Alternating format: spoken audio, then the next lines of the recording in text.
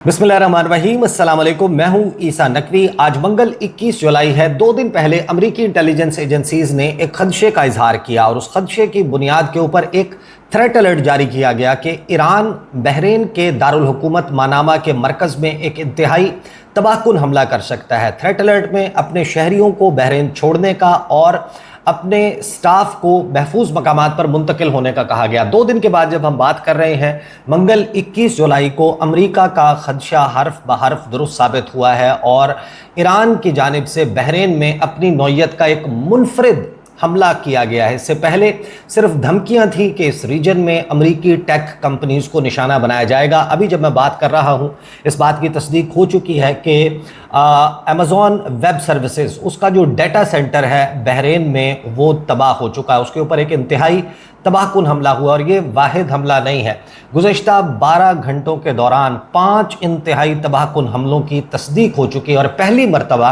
गुज़श्ता 2 हफ्ते का डेटा के अमेरिका के कितने नुकसानात हुए हैं वो पेंटागन की तरफ से इनकम्प्लीट डाटा जारी किया गया है, जिसको चैलेंज करने वाले खुद अमेरिकी इदारे हैं। CNN, वॉशिंगटन पोस्ट और न्यूयॉर्क टाइम्स, इन 3 इदारों ने पेंटागन की तरफ से जो डाटा जारी किया है उसके ऊपर बहुत बड़ा सवालिया निशान लगा दिया और अपने ज़राए से ये बताया है कि अमेरिका नुकसानात छुपा रहा है, होने वाला नुकसान उससे कहीं ज़्यादा है। इसके हवाले से हम एक तो इस वीडियो में बात करेंगे कि किस तरीके से इस रीजन में गुज़श्ता 12 घंटों के दौरान अमेरिका की जो डिफेंस शील्ड है वो इंतहाई नाकारा साबित हुई है। लेकिन अब जो दावा पासदारान इनकलाब की तरफ से, ईरान की तरफ से किया जा रहा है, अगर वो दावा दुरुस्त है तो फिर ऑपरेशन थंडर ने अमेरिका की खाल उधेड़ दिया। अब ये ऑपरेशन थंडर क्या है? आपको मालूम है कि आज 21 जुलाई को जो जंग है ईरान के खिलाफ अमेरिका, इसराइल और उसके इत्तहादियों की, ये जंग 145वें दिन में दाखिल हो चुकी है। 28 फरवरी को शुरू हुई, 21 जुलाई तक बनते हैं 145 दिन। लेकिन जो रीसेंट वेव है स्ट्राइक्स की, वो शुरू होती है 6 और 7 जुलाई की दरमियानी रात से, जब अमेरिका की जानिब से हमले किए जाते हैं और ईरान आगाज़ में अपने जवाबी हमले शुरू करता है। वो हमले कर रहा था अमेरिका और जवाब में ईरान हमले कर रहा था। लेकिन 16 जुलाई को पहली मरतबा ईरान ने कहा कि अब मुनज़्ज़म अंदाज में जवाबी हमले किए जा रहे हैं, जिनको नाम दिया गया है ऑपरेशन थंडर का। और अभी जब मैं बात कर रहा हूँ, ऑपरेशन थंडर की 19वीं लहर जारी है और इस 19वीं लहर में जिस किस्म के हमले हुए हैं, ऑपरेशन थंडर जिस तरीके से अब रिस्पॉन्स में किया जा रहा है, उसमें क्या तफसीलात आ रही हैं वो मैं ज़रा आपके सामने रखता हूँ। ख़ासतौर पर जो 5 इंतहाई तबाहकुन हमले हैं जिनकी अब तस्दीक हो चुकी है और वॉशिंगटन पोस्ट ने एक आर्टिकल छापा है कि जो अमेरिकन इंटेलिजेंस एजेंसीज़ हैं वो अमेरिका की हालिया कार्रवाई के हवाले से क्या असेस कर रही हैं कि क्या इन हमलों के ज़रिए ईरान को बाज रखा जा सकता है, इस किस्म की स्ट्राइक से ईरान जो है उसको पीछे हटाया जा सकता है, या ईरान की जो गिरफ्त है वो कमज़ोर की जा सकती है। आबनाए हुर्मुज़ पर बड़ी ही इंटरेस्टिंग रिपोर्ट जो है वॉशिंगटन पोस्ट ने सामने रखी है। साथ ही CNN जो है उसने ये दावा किया है कि जो पेंटागन है, पेंटागन और पेंटागन का चीफ पीट हेगसेथ, जो सेक्रेटरी ऑफ वॉर है, वज़ीर जंग है, वो बाकायदा अब कतरा रहा है कि किसी तरीके से मीडिया का सामना ना करना पड़े। सिर्फ सोशल मीडिया के ऊपर पोस्ट के ज़रिए इंतहाई अहम सवालात के जवाब देने की कोशिश की जा रही है, लेकिन बाकायदा कन्फ्रंट नहीं किया जा रहा, रिपोर्टर से सवालात नहीं लिए जा रहे। और आज 21 जुलाई को पूरे 2.5 माह मुकम्मल हो चुके हैं कि पीट हेगसेथ ने एक भी ब्रीफिंग नहीं की। यानी कि एक मुल्क जो हालत जंग में है, जिसकी डेमोक्रेसी की मिसालें दी जाती हैं, जहाँ पर सिविलियन ओवरसाइट की बात की जाती है, नेशनल सिक्योरिटी अफेयर्स की, उसका जो वज़ीर है महकमा दिफा का, वो अवॉइड कर रहा है कि उससे मीडिया कहीं सवाल ना कर ले, इस जंग में होने वाले नुकसानात और अहदाफ के हवाले से बात ना कर ले। और फिर ये मेरे सामने न्यूयॉर्क टाइम्स जो है उसका आर्टिकल मौजूद है जिसमें ये दावा किया जा रहा है कि pentagon withheld dozens of US military injuries in Iran war. Particularly last 2 हफ्तों के दौरान पेंटागन की तरफ से डाटा छुपाया जा रहा है कि ईरान के जो जवाबी हमले हैं उसमें कैजुअल्टीज़ की तादाद जितनी बताई जा रही है उससे कहीं ज़्यादा है। और ये दर्जनों लोगों की बात कर रहे हैं अपने सोर्सेज को कोट करते हुए। और फिर CNN जो है उसका ये आर्टिकल मेरे सामने मौजूद है, how the Iran war's unpopularity compares to Iraq, Afghanistan and Vietnam. America की तारीख में 3 इंतहाई गैर मकबूल जंगें हैं, एक वियतनाम की जंग, दूसरा इराक और तीसरा अफ़गानिस्तान। लेकिन अब जो उसका डाटा शेयर किया है कि इस वक्त अमरीकी अवाम किस किस्म का सेंटिमेंट रखते हैं ईरान जंग के हवाले से, वो बहुत ही हैरान कुन है। और यही बुनियादी वजह है कि जिसकी बुनियाद के ऊपर या जिस रीज़न की वजह से जो अमेरिकन इंतज़ामिया है, ट्रंप इंतज़ामिया, वो डेटा शेयर नहीं कर रही कि एक गैर मकबूल जंग में होने वाले नुकसानात का जब आवाम को पता चलेगा कि हमारे कितने फ़ौजी मारे गए हैं या कितने फ़ौजी ज़ख्मी हैं, तो फिर आवाम का गुस्सा और ज़्यादा बढ़ जाएगा। तमाम मंजरनामे पर बात करते हैं और ख़ास तौर पर जिस किस्म के हमलों की अब तस्दीक जो है वो होना शुरू हो चुकी है। मैं 1 बाय 1 आपके सामने पहले डेवलपमेंट्स रखूँगा और फिर हम आएंगे कि जो 4 आर्टिकल्स हैं, 3 इंतहाई अहम अमरीकी ख़बर रसां इदारों की तरफ से छापे गए हैं, उसमें क्या कहा जा रहा है। कुवैती फ़ौज जो है उसने ये दावा किया कि ईरानी मिसाइल और ड्रोन्स जो हैं उनकी एक फ्रेश वेव कुवैत की तरफ आई है और उसमें उनको काउंटर किया जा रहा है, उनको तबाह किया जा रहा है। आगाज़ में इसकी तफसीलात जो हैं वो सामने नहीं आती, लेकिन इसी किस्म की खबर जो है वो उर्दन की तरफ से आती है। उर्दन की फ़ौज ये कहती है कि ईरान के 3 मिसाइल हमले हमने नाकाम बना दिए, यानी कि एक के बाद एक दावा ये किया जा रहा है कि हमने नाकाम बना दिया। लेकिन दूसरी तरफ जो इंटरनेशनल मीडिया है, मिडल ईस्टर्न मीडिया है, ईरानी मीडिया है, उसने सैटेलाइट डाटा भी जारी करना शुरू कर दिया और उसकी तस्दीक भी शुरू कर दिया। ऑन ग्राउंड भी अब उसकी तस्दीक हो रही है कि ईरान के हमले जो हैं वो ऐन निशाने पर लगे और ख़ास तौर पर बहरीन, कुवैत और उर्दन में जिस किस्म का नुकसान हुआ है उसे एक बड़ी तबाही करार दिया जा रहा है। पासदारान इनकलाब ने दावा किया कि जो उर्दन में कायम अमरीकी फ़ौजी कम्प्लेक्स है उस पर हमला हुआ है और मुतअद्दिद अमरीकी फ़ौजी जो हैं उसमें मारे गए हैं।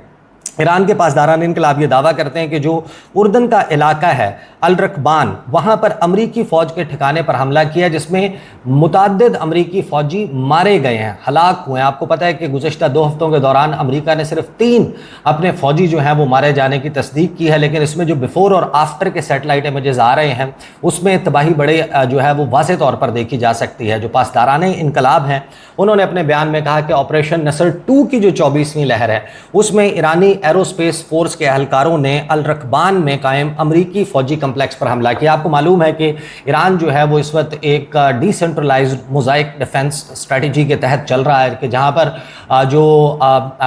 मरकज़ है वहाँ से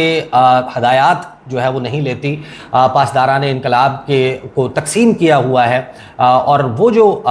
मुख्तलिफ यूनिट्स हैं वो अपने तौर पर इंडिपेंडेंटली कार्रवाई कर सकते हैं। तो ऑपरेशन नसर भी आपको नज़र आएगा, ऑपरेशन थंडर भी नज़र आएगा और उनकी मुख्तलिफ वेव्स नज़र आएंगी। लेकिन फिर जो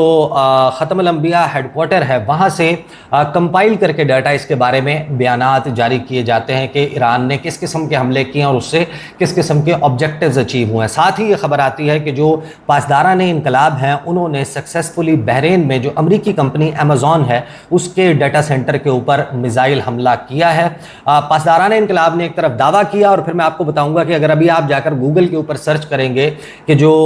मनामा में अमेज़ॉन वेब सर्विसेज का डाटा सेंटर है उसका करंट स्टेटस क्या है, तो फिर इसकी तस्दीक हो जाती है। जो इस वक्त करंट स्टेटस जो है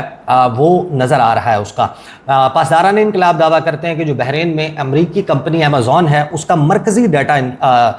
इंफ्रास्ट्रक्चर उसको मिसाइल हमले में निशाना बनाया गया। दिस इज़ वेरी सिग्निफिकेंट कि अमेरिकन टेक कंपनीज जो इस रीजन में ऑपरेट करती हैं और regional headquarters across the Persian gulf मौजूद हैं, ईरान के मिसाइलों की रेंज में मौजूद हैं। पहले सिर्फ ये कहा जा रहा था, उनको इंतबाह किया जा रहा था कि आप यहाँ से निकल जाएं और अब पहली मर्तबा डाटा सेंटर्स जो है और जो टेक सेंटर कंपनीज़ हैं उनको निशाना बनाने का सिलसिला बाकायदा तौर पर शुरू हो चुका है। और पासदारान इनकलाब ने कहा है कि ये जो कार्रवाई है स्पेसिफ़िकली ये जो दारख्वेन में ज़ेर तामीर जो तनसीबात हैं उनके ऊपर हमला किया गया, वहाँ पर एक ज़ेर तामीर एटमी बिजली घर है उसको अमेरिका की तरफ से निशाना बनाया गया। पासदारान इनकलाब ने कहा कि ये जो डाटा सेंटर पर हमला है ये स्पेसिफ़िकली दारख्वेन में होने वाले हमले के जवाब के तौर पर किया गया है। ईरानी एरोस्पेस फोर्स के जो एहलकार हैं उन्होंने बहरीन में अमेज़ॉन के मरकज़ी डाटा सेंटर को कई क्रूज़ मिसाइलों से निशाना बनाया और उसको तबाह कर दिया। और फिर जब आप जाते हैं और अमेज़ॉन में ख़ास तौर पर आप ये सर्च करते हैं कि AWS बहरीन डाटा सेंटर लिखते हैं, उसका करंट स्टेटस पर जाते हैं तो उसका करंट स्टेटस ये आ रहा है कि जो बहरीन AWS रीजन है is heavily disrupted because of power loss and structural damage, कि वहाँ पर बिजली मुकम्मल तौर पर बंद हो चुकी है, उसका स्ट्रक्चर जो है उसको डैमेज हुआ है, नुकसान हुआ है। टेम्परेली सस्पेंड कर दिया है बिलिंग इस रीजन में, और अपने क्लाइंट से रिक्वेस्ट किया जा रहा है कि जो वर्कलोड है उसको अल्टरनेटिव ग्लोबल लोकेशंस की तरफ ट्रांसफ़र किया जाए। जो रिकवरी एफर्ट्स हैं अमेज़ॉन की तरफ से कहा गया है कि वो किए जा रहे हैं, लेकिन ये इन इटसेल्फ एक बड़ी ही सिग्निफिकेंट डेवलपमेंट जो है वो सामने आ रही है। फिर पेंटागन की तरफ से 100 फौजियों के ज़ख्मी हो जाने की तस्दीक की जाती है कि 3 फौजी हलाक हुए हैं और 100 के करीब ज़ख्मी हुए हैं। ये डाटा जो है वो शेयर किया जाता है कि जो 2 हफ्तों से जारी जंग है 6-7 जुलाई के बाद से, उसमें तकरीबन 100 फौजी ज़ख्मी हुए हैं। लेकिन हैरान कुन तौर पर जो पेंटागन के तर्जुमान हैं वो ये कहते हैं कि 96%, यानी कि अगर 100 ज़ख्मी हुए हैं तो उसमें से 96 मामूली ज़ख्मी थे, मरहम पट्टी के बाद वो काम पर वापस आ चुके हैं। ये दावा किया गया। आगे चल के मैं आपको बताऊंगा कि इस दावे के किस तरीके से परखच्चे उड़ाए हैं अमरीकी मीडिया ने खुद, और अपने सोर्सेज से इस डाटा को झूठा साबित किया है, गलत साबित किया है कि जो पेंटागन की तरफ से जो जारी किया गया डाटा है वो मुकम्मल नहीं है, दुरुस्त नहीं है। क्योंकि पेंटागन सिर्फ ये बता रहा है कि 28 फरवरी से अब तक 14 फौजी अमेरिका के जो है वो मारे गए हैं और 427 फौजी ज़ख्मी हुए हैं। ये दावा जो है वो पेंटागन की तरफ से किया गया। फिर आगे हम चलते हैं तो हमें ये पता चलता है कि पासदारान इनकलाब सिर्फ ये नहीं कह रहे कि हमने इस कैंप को निशाना बनाया है, या बहरीन में अमेज़ॉन डाटा सेंटर जो है उसको निशाना बनाया है, उर्दन में किसी कैंप को निशाना बनाया है। साथ ही पासदारान इनकलाब ये दावा करते हैं कि जो उर्दन में अमरीकी मिसाइल डिफेंस रडार है और F-15 तैयारा है उसको निशाना बनाया गया है। साथ ही अब ये दावे भी चल रहे हैं बड़े प्रोमिनेंट सोशल मीडिया हैंडल से कि ईरान ने इस रीजन में जो अमेरिका के अड्डे हैं उनकी लैंडिंग स्ट्रिप्स तबाह करने का मंसूबा बना लिया है, और अब जो हमले हैं उनकी नौयत मुख्तलिफ हो जाएगी। इस रीजन में जहाँ जहाँ अमेरिका को एयर बेसेस मुहैया हैं, जहाँ जहाँ पर उसके रनवेज मौजूद हैं, जहाँ पर तैयारा लैंड कर सकता है, वहाँ से टेक ऑफ कर सकता है ईरान पर हमले के लिए, तो उन लैंडिंग स्ट्रिप्स को नाकारा बनाया जाएगा। अगरचे अमेरिका जो है उसके पास बड़े दूर दराज लैंडिंग स्ट्रिप्स भी मौजूद हैं, लेकिन उसके लिए फिर उसको रिफ्यूलिंग जो है उसका ऑपरेशन फ़िज़ा में करना पड़ेगा, और इस रीजन में जो भी मुल्क अपनी फ़िज़ाई हदूद ईरान को इस्तेमाल के लिए देगा तो लामहला ईरान ने कहा है कि हम उसको एक दुश्मन मुल्क तस्वुर करते हुए उसके ऊपर भी हमला करेंगे। अब F-15 तैयारा तबाह करने का कहा गया है, रडार जो है वो तबाह करने का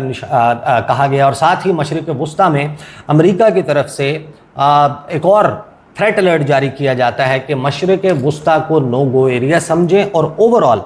दुनिया भर में अमेरिका ने अपने शहरियों के लिए अलर्ट जारी कर दिया। साथ ही ये खबर आती है कि जो अमेरिकी फ़ौज है उसकी जो 10वीं रात का मुसलसल जो 10 रात से हमले किए जा रहे हैं वो मुकम्मल हो गया है, और मिसाइल ड्रोन लॉन्चिंग मकामात और फ़िज़ाई दिफाई निज़ाम उसको निशाना बनाया गया। ख़ास तौर पर तबरेज़, इस्फ़हान और कुछ ऐसे शहर हैं जिनको ऊपर पहली मरतबा हमलों की तस्दीक हुई है इस नई लहर में, क्योंकि इसमें आगाज़ में सिर्फ जो सदरन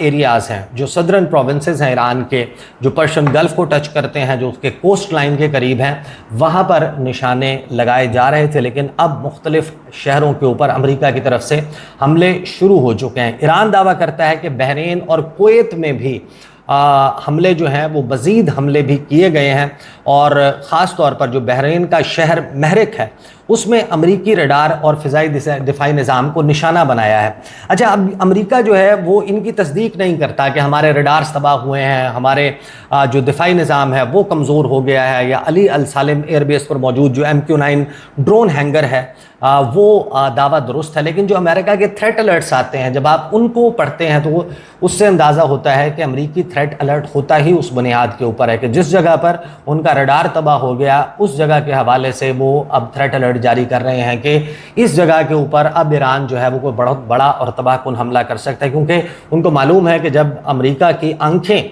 नोच ली जाएं, वो रडार्स जो उसको अर्ली वार्निंग निज़ाम है उसका, ईरान की तरफ से जब हमले लॉन्च किए जाते हैं उसको खबर हो जाती है कि हमारी तरफ हमें लॉक कर लिया गया है, इस शहर पर इस मकाम के ऊपर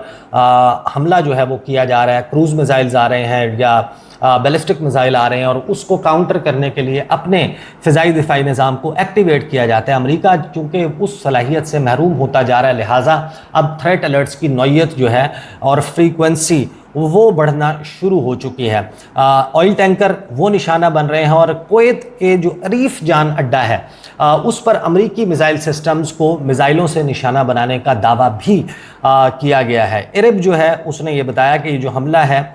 थंडर ऑपरेशन के 18वें मरहले का हिस्सा था, और ईरान पर अमरीकी हमलों के जवाब में ये हमला किया गया। तो बाकायदा एक दूसरे के ऊपर ताबड़तोड़ हमले किए जा रहे हैं, लेकिन क्या अमरीकी हमले ईरान की पॉलिसी में कोई तब्दीली कर सकते हैं? वॉशिंगटन पोस्ट लिखता है, US strikes unlikely to move Iran, intelligence report says, कि जो अमरीकी इंटेलिजेंस इदारे हैं उनकी रिपोर्ट्स की बुनियाद के ऊपर वॉशिंगटन पोस्ट ने बड़ा क्लियरली कहा है कि जो अमेरिकन इंटेलिजेंस एजेंसीज़ हैं उनको ये लगता है कि जो तेहरान और वॉशिंगटन के दरमियान एक लंबा स्टैंड ऑफ है, उसने वो ईरान की ना तो पोजीशन को तब्दील कराएगा ना उसकी पोजीशन को नरम करेगा। अगरचे आपने देखा होगा कि पाकिस्तान में भी बहुत सारे लोग ये एनालिसिस करते हुए नज़र आ रहे हैं, बहुत सारे सहाफ़ी ये दावा कर रहे हैं कि क्योंकि एक ईरानी वफ़द इस वक्त पाकिस्तान में मौजूद है, फील्ड मार्शल सैयद आसिम मुनीर से मुलाकात कर रहा है, वज़ीर आज़म शहबाज शरीफ से उनकी मुलाकात हो रही है, दीगर पाकिस्तानी हुकाम से, तो बहुत सारे लोग यहाँ पर उसको ये पोर्ट्रे करने की कोशां हैं, ये पोर्ट्रे कर रहे हैं, ये दावे कर रहे हैं कि ईरान जो है वो पाकिस्तान से रिक्वेस्ट करने आया है कि सीज़ फायर जो है वो करवाया जाए। ऑन द फ्लिप साइड नज़र ये आता है कि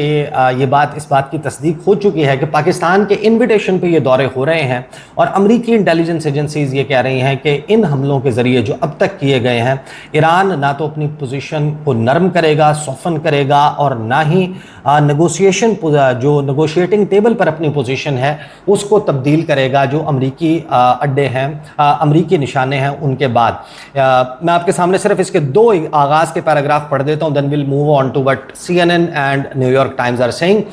जिसमें वॉशिंगटन पोस्ट लिखता है कि Iran's government is unlikely to feel significant impact और soften its negotiating position as a result of new round of US military strikes like those now underway, according to a new intelligence assessment described by current and former US officials, के जो हालिया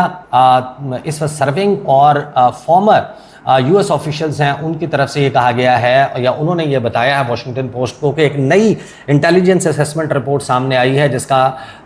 basically लुब्बे-लुबाब ये है कि जिस नौइयत के हमले Iran पर इस वक्त किए जा रहे हैं उनसे ईरान को कोई फ़र्क नहीं पड़ेगा। जो एनालिस्ट हैं at American spy agencies have also concluded that Tehran and Washington are for now stuck in an indefinite limbo between peace and war, the officials said, कि ये बहुत आसानी से लपेटे जाने वाली कॉन्फ्लिक्ट नहीं है, इसके बड़े लंबे अरसा चलने के इम्कानात मौजूद हैं। साथ ही CNN ये कहता है कि पेंटागन ने अवॉइड करना शुरू कर दिए हैं, कतराना शुरू कर दिया है कि उससे सवालात ना किए जाएं, क्योंकि जैसे जैसे ये वॉर एस्केलेट हो रही है अमेरिका के नुकसानात हो रहे हैं, और एक अनपॉपुलर वॉर को डिफेंड करना, उस पर सवालात का जवाब देना एक इंतहाई मुश्किल काम है, जिससे कतरा रहा है अमरीकी वज़ीर जंग पीट हेगसेथ। इसका लंबा चौड़ा आर्टिकल मौजूद है, जिन्होंने देखना है वो जाकर इसको डायरेक्टली CNN से भी पढ़ सकते हैं। साथ ही न्यूयॉर्क टाइम्स ने हेडलाइन लगाई है कि pentagon withheld dozens of US military injuries in Iran war, कि सोशल मीडिया के ऊपर पेंटागन की तरफ से ये जो डाटा जारी किया गया है मंडे को, जिसमें ये कहा गया है कि जो 7 जुलाई से लेकर अब तक 100 के करीब ज़ख्मी हुए हैं अमरीकी फ़ौजी, और कुल मिलाकर जो 400 कुछ अमरीकी फ़ौजी हैं वो ज़ख्मी हुए हैं, 14 के करीब जो हैं वो हलाक हुए हैं, 3 जो हैं उनके मारे जाने की तस्दीक अब की गई है। तो आप खुद सोचें कि इससे पहले 7 से ज़ायद 14 से ज़ायद लोगों के मारे जाने की, अमरीकी फ़ौजियों के मारे जाने की तस्दीक पेंटागन ने कर दी थी, और अब 3 जो हालिया मारे गए हैं उनको मिलाकर भी वो 14 से डाटा आगे नहीं जा रहा। इसका मतलब ये है कि डाटा जो है वो छुपाया जा रहा है, उसमें डजन्स ऑफ इंजरीज़ जो हैं वो छुपाई जा रही हैं न्यूयॉर्क टाइम्स के मुताबिक। साथ ही CNN उसकी कच्चा चट्टा खोल के रख देता है, बताता है कि आखिर वजह क्या है, जिसमें वो ये बताता है कि CNN का आर्टिकल, उसकी हेडलाइन है how the Iran war's unpopularity compares to Iraq, Afghanistan and Vietnam. यानी वो जंगें जो 18 साल, 19 साल, 7, 11, 20 साल इतने अरसे तक चलती रहीं और अमरीकी तारीख़ की बदनाम तरीन, गैर मकबूल तरीन जंगें थी जिनसे अमरीकी अवाम उकता गए थे। ये जंग जो है ये इतने कम अरसे में उन जंगों के मुकाबले में अनपॉपुलर हो चुकी है, बल्कि उनसे ज़्यादा अनपॉपुलर हो चुकी है। CNN लिखता है कि इराक और वियतनाम जो है उनको अक्सर ये समझा जाता है कि ये मॉडर्न एग्ज़ाम्पल्स हैं, ये जो जदीद दौर है इसमें सबसे अहम एग्जाम्पल्स हैं कि अमेरिका की गैर मकबूल जंगें कौन सी हैं। लेकिन इस वक्त एक इंक्रीजिंग डाटा है जो ये सजेस्ट कर रहा है कि Iran war has become about as unpopular as those wars ever were, कि इतनी तो बदनाम और इतनी गैर मकबूल तो वो जंगें भी नहीं थी जितनी ईरान के ख़िलाफ़ जंग जो है वो गैर मकबूल हो चुकी हैं। And it became so much more quickly, कि बहुत ही कम वक्त में ईरान के ख़िलाफ़ जंग जो है वो गैर मकबूल हो चुकी है। At the same time the war's unpopularity comes with a major caveat, and that's the Americans don't seem as focused on it, कि अमेरिका जो है, अमेरिकी अवाम उनका फोकस नहीं है और वो ये समझते हैं the not worth fighting number, कि ये साथ में इसका पूरा डाटा 67% के हवाले से ये कहा गया है कि अफ़गानिस्तान के हवाले से 2013 में कितने लोग थे, फिर 2014 में कितने लोग थे जो उस जंग के ख़िलाफ़ थे, और ये वो जंग है जिसमें आज भी अगर आप बात करें तो डाटा ये बताता है कि इतने लोग इस जंग के ख़िलाफ़ हो चुके हैं। साथ ही ख़बर जो है वो ये भी आती है कि अमेरिका के जो पेट्रोलियम ज़खायर हैं वो 4 दिहाइयों की कम तरीन सतह के ऊपर पहुँच चुके हैं। जो अमेरिकन स्ट्रेटजिक पेट्रोलियम रिज़र्व है 780-82 मिलियन बैरल दुनिया का सबसे बड़ा स्ट्रेटजिक पेट्रोलियम रिज़र्व अमेरिका के पास है, और अब डाटा ये आ रहा है कि वो घटकर अप्रैल 1983 के बाद सबसे कम सतह के ऊपर पहुंच चुका है, क्योंकि 10 जुलाई को जो रिकॉर्ड किया गया है वो तकरीबन 409 मिलियन बैरल रिकॉर्ड किया गया है, जो 5 साला औसत से भी तकरीबन 6% कम है। तो ये गुज़श्ता 12 घंटों के दौरान बड़ी अहम डेवलपमेंट्स हो चुकी हैं, और अमेरिका के ऊपर जो तबाहकुन हमले हैं उनकी तस्दीक और वेरिफिकेशन ऑन ग्राउंड भी हो चुकी है। इस वक्त पूरी दुनिया का मीडिया ये क्वेश्चन कर रहा है कि ये जंग आखिर मौजूदा सूरत हाल में कितना अरसा अमेरिका जारी रख सकता है, या ईरान कितना अरसा अपनी इस पोजीशन को सस्टेन कर सकता है कि जहां पर ईरान के ऊपर हमला किया जाता है और जवाब में बड़ी भरपूर